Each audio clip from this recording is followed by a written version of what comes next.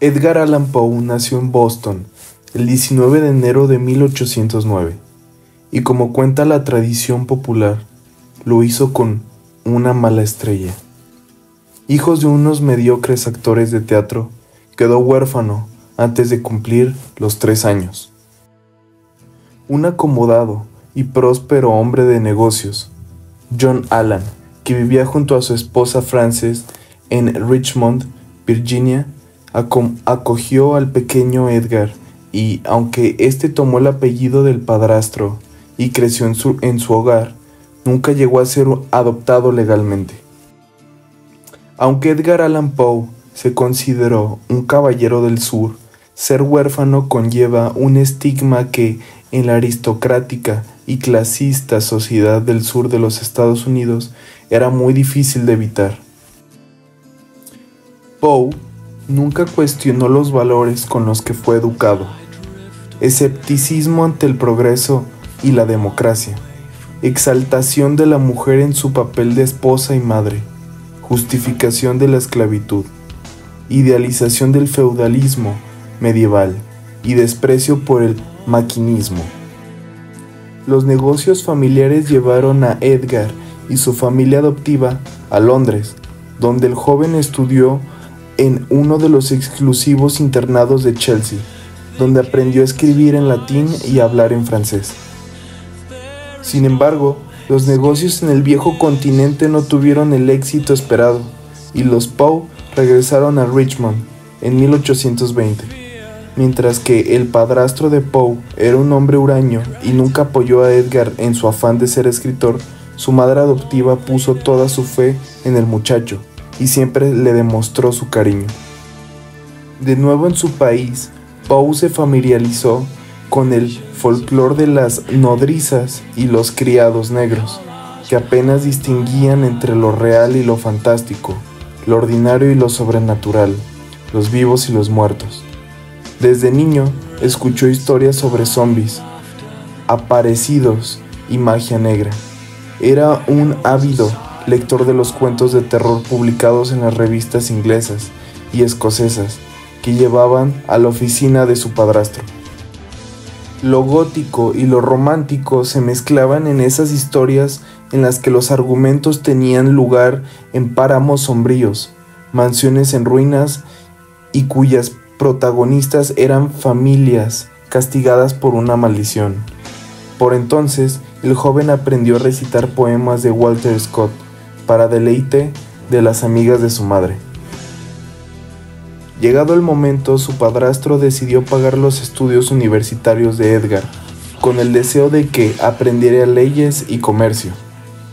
Matriculado en la Universidad de Virginia, Poe se aficionó demasiado al juego, ya que el dinero que recibía de su familia no era suficiente, y a la bebida, lo que le provocaba un estado a la vez de euforia y lucidez.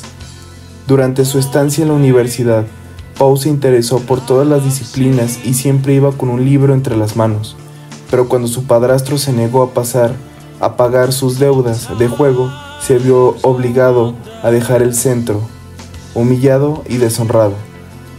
Tras discutir con John Allan, Poe se marchó a Boston con un baúl y algo de dinero.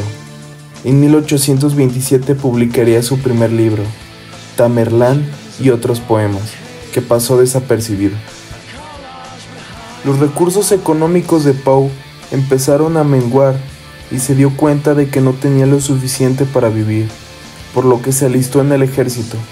Fue entonces trasladado a Charleston y con el tiempo fue ascendido a artificiero. Pero también aquí tuvo problemas. Tras ser juzgado en una corte marcial por desobediencia y abandonar el servicio, en 1831 partió hacia Nueva York y publicó con la ayuda de algunos antiguos compañeros de academia sus poemas. En 1833, Poe ganó un premio de $50 por la obra Manuscrito hallado en una botella, y gracias a la ayuda de un acaudalado caballero llamado John Pendleton Kennedy, consiguió trabajo como redactor en el periódico Southern Baltimore Messenger, donde pudo publicar diversas narraciones y poemas. Bajo su dirección, el periódico se convirtió en el más importante del sur del país. El 22 de septiembre de 1835, Poe contrajo matrimonio con su prima de 13 años, Virginia Eliza Clem, aunque en el certificado de matrimonio que se expidió meses después aparecía registrada con la edad de 21 años. En esa época, Poe tenía 26 años. En 1839 escribió Cuentos de lo grotesco y arabesco, su texto libro que se publicó en 2 volúmenes que incluían algunas de sus obras más emblemáticas, como La caída de la casa Usher o Ligeia. La situación económica de Poe mejoró bastante y se trasladó, junto con su esposa y su suegra, a Richmond, donde por primera vez desde su niñez pudo vivir tranquila y cómodamente. Es esa época donde Poe desarrolló el germen de lo que posteriormente se conocería como novela policíaca, con la obra Los crímenes de la calle Morgue. En 1843 obtuvo un éxito extraordinario con un relato acerca de un fabuloso tesoro escondido llamado El Escarabajo de Oro, y en 1845 escribió El Cuervo y otros poemas. En 1846 Poe publicó una de sus obras más famosas, El barril de Amontillado.